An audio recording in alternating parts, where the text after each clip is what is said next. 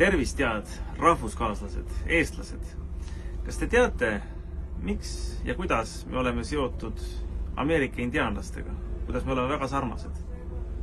Ei, mitte oma loodusläheduse tõttu, vaid selle tõttu, et maa uued peremehed Ameerika Ühendriikides, Ameerika maal, keelasid ära USA jurisdiktsiooni alla läinud indiaani maadelt indiaanlaste ühistegevuse.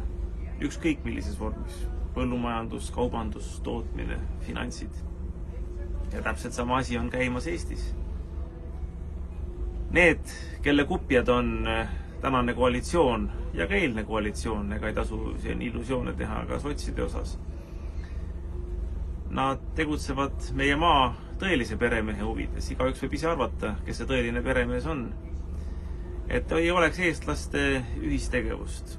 Ei finantsilist, ei tootmisalast, tarbimisalast, väliskaubanduse, sisekaubanduse alast. Mitte midagi. Rääkimata energeetikast ja maavaradest, kõigest sellest ressurssidest. Ressursid peavad kuuluma maa tegelikule peremehele, mitte eestlastele. Selline on nende doktriin ja minu arust on see ka nende valimiste põhiküsimus. Ja loomulikult, kui me räägime ressursist, siis kogu meedia kuulub neile. Siin ei ole vahet. Delfi, Postimees, ERR.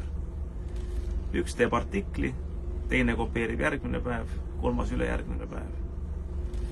Pärismaalastest, eestlastest kirjutatakse harva head.